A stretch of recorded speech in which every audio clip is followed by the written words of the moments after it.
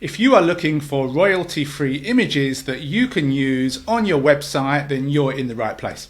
Hiya, Adam Payne here with the Video Marketing Insider coming at you from Central Japan. And in today's short video, I'm going to share with you several free resources that provide tons of high quality images that you can download and use on your blogs, your websites, your niche sites, whatever you've got going on.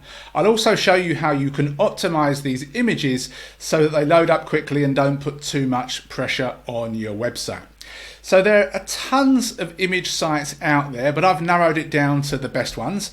And let's just click on this one here, which is Pixabay, which many of you may know already. Now, before we go and do a search, I highly recommend that you create a free account, because if you don't, you're going to have to click a bunch of annoying captchas every time you want to download an image.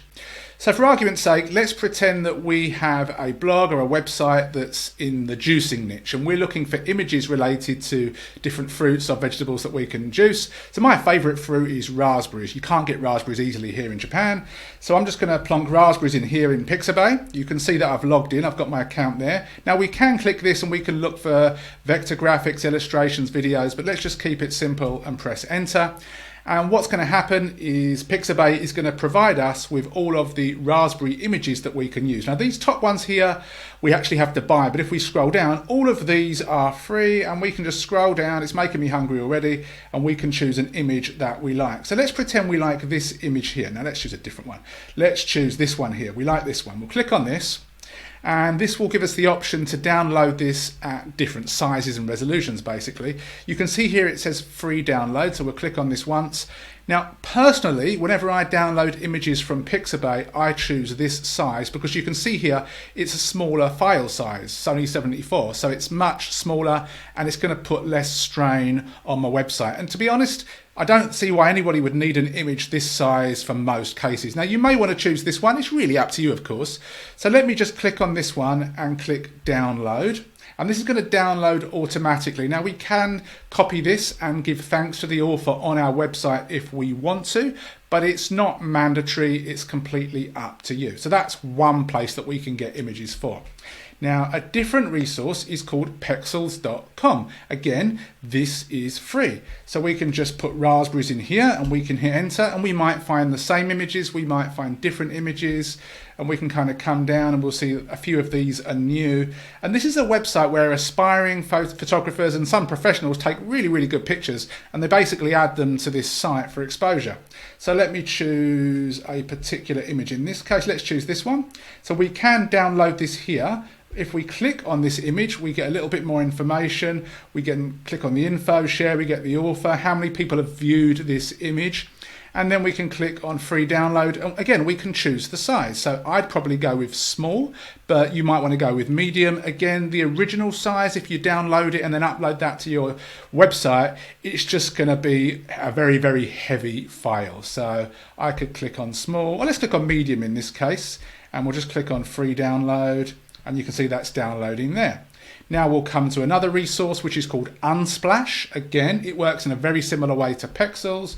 We'll go with raspberries again, we'll hit enter, and we'll see the kind of images that we can get. So we like this one. So again, we could download it here, or we could click on it to get more information. And a very, very similar process. We can choose the size. I'm not going to download it from this website because you get the idea. Another resource that not a lot of people talk about is this one, which is connected to Shopify.com, which is great for e-commerce.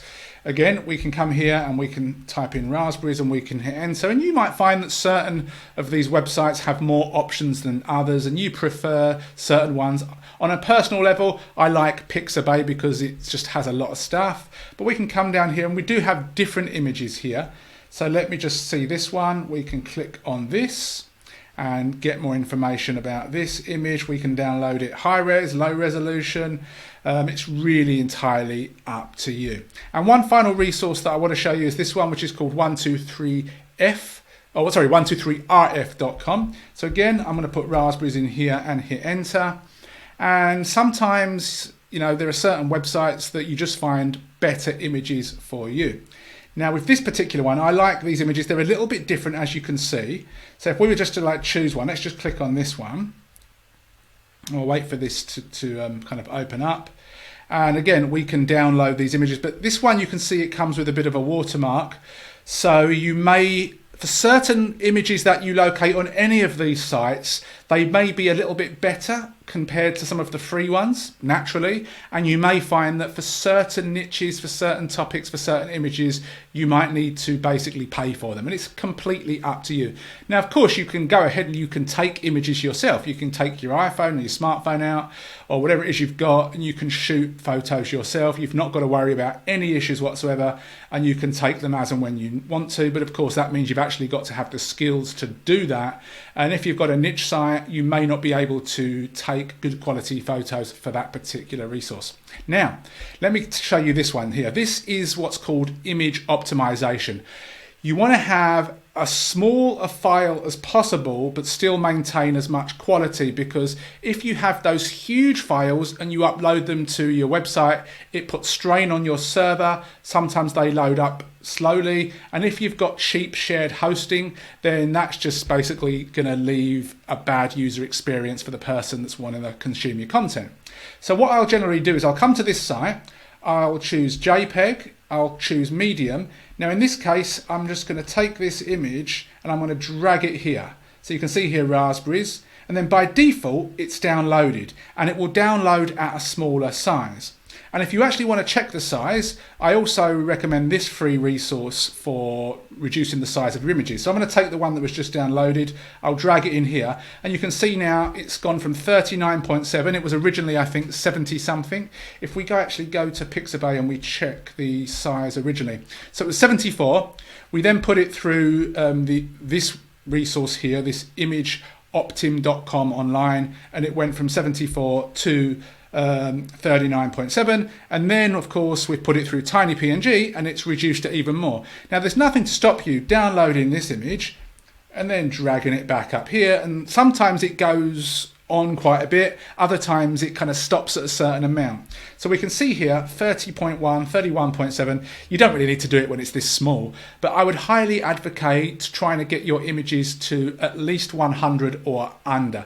But you definitely want to check. So let's download this image, and then let's double click on it to see the actual quality of the file in question. So to me, let me just drag this in. To me, this looks perfect. I mean, to a professional, maybe they can see a little bit of blurriness, but to me, it looks fine. And I'd more than happy to put this on my website if I had one in the juicing niche or the organic fruit niche or whatever it might be. But again, great way for you to get free images without having to pay for them. You may need to pay if you're in a really random niche or you're looking for something very, very specific. So for example, if I was looking for somebody actually physically picking a raspberry and I couldn't find one, I may have to buy that image. But for most intents and purposes, this will suffice. Now, when it comes to making sure that your website is super, super fast, I've got a video in the description. I'll leave it in the little eye, top right of this video as well.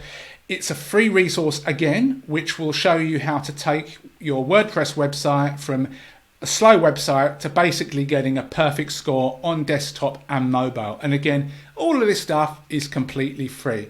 And the faster your website is, the more chance people are going to stick on your website. Because if you've got a website that loads up really slowly, people often leave, and that's going to improve your bounce rate. And all intents and purposes, it's going to basically help you with your SEO, user experience. And if people are having a good user experience, they're likely to click on your links, maybe opt in, maybe buy something, whatever it is. I hope you enjoyed this video and got value from it. Please give me a thumbs up, subscribe to the channel, hit the bell notification, and I'll see you in another video shortly. Cheers. Thank you for watching. If you've got any questions or you need more clarification, go and watch the video once more. Over on the right hand side, we have some more trainings and reviews, so go and watch those as well. Please hit the like button, subscribe to the channel if you've not done so already, and hit the bell notification. Other than that, ask any questions you've got below, and I'll see you soon.